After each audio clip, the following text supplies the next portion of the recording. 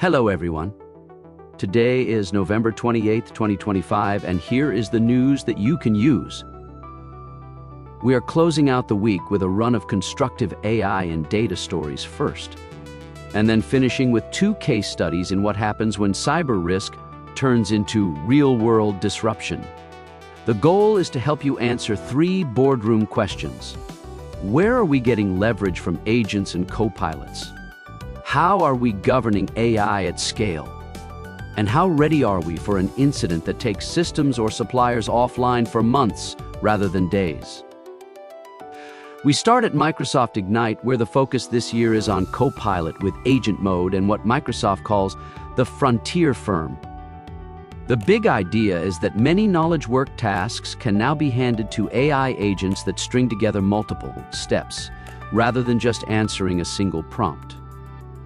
In Word and PowerPoint, you can ask an agent to assemble a report or a deck from source material, and it will keep iterating until it matches your instructions. In Excel, the same pattern shows up in data analysis, where agent mode can choose between different reasoning models for complex work.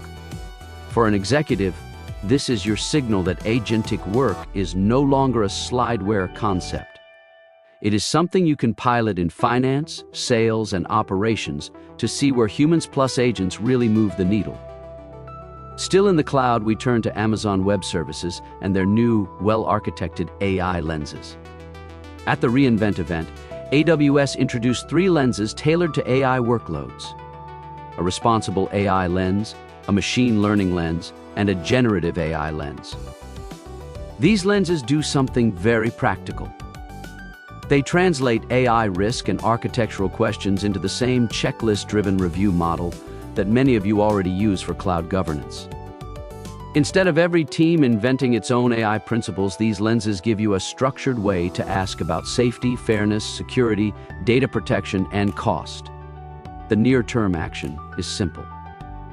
If you are an AWS shop, ask your architecture or cloud center of excellence to bake these lenses into your existing well-architected reviews so AI projects are evaluated with the same discipline as any other production workload.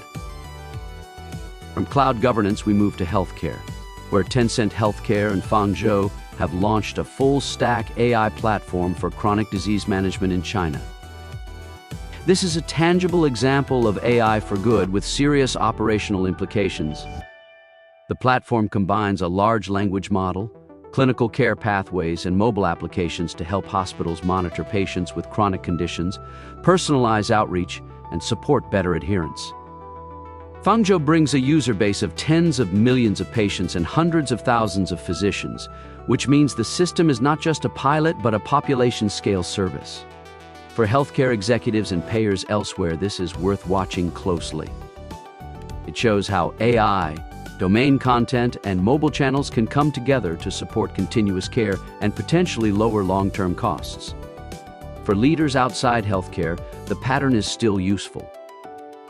Map out the high-friction journeys in your own industry and imagine similar AI plus workflow combinations. All of this AI capability depends on one thing that is not glamorous: a clean, governed enterprise data layer. An article this week in InfoWorld makes that point very clearly under the title, "Getting the Enterprise Data Layer Unstuck for AI."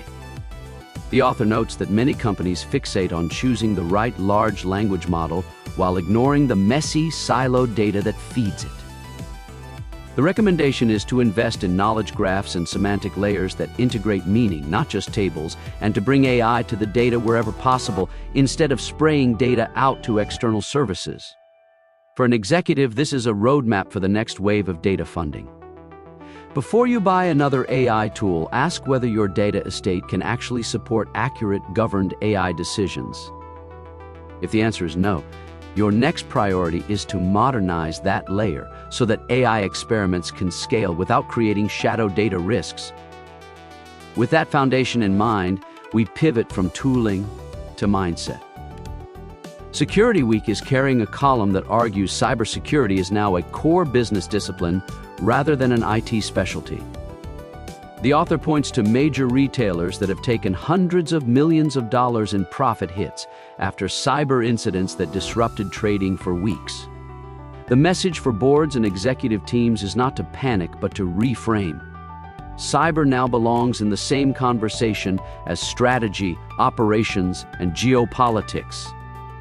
That means assume breach thinking, honest reviews of vendor and telecom dependency, and risk metrics expressed in business language instead of just technical dashboards.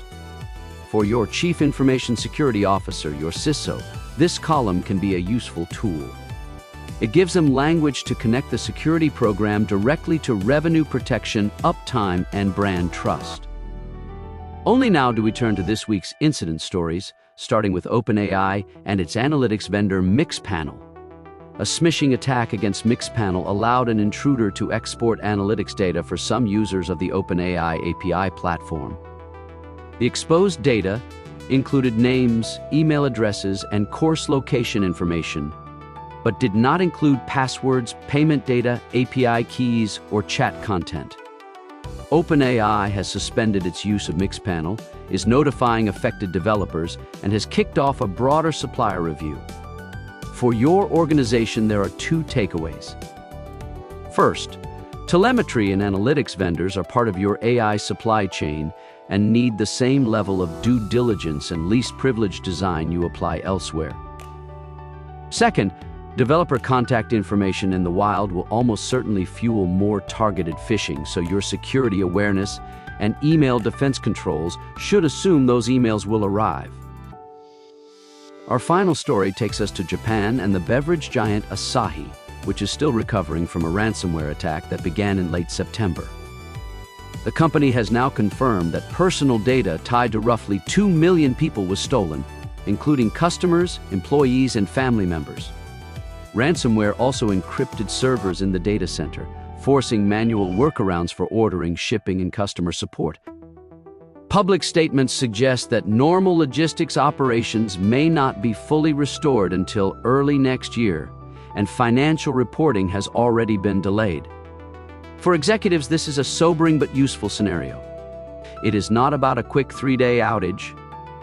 It is about months of constrained operations, sales loss, and regulatory reporting pressure after a major supplier or your own plants are hit. The question to take back to your team is simple. If we faced an Asahi-style event tomorrow, could we keep serving customers, paying employees, and reporting accurately to regulators and investors? That is the exchange for today.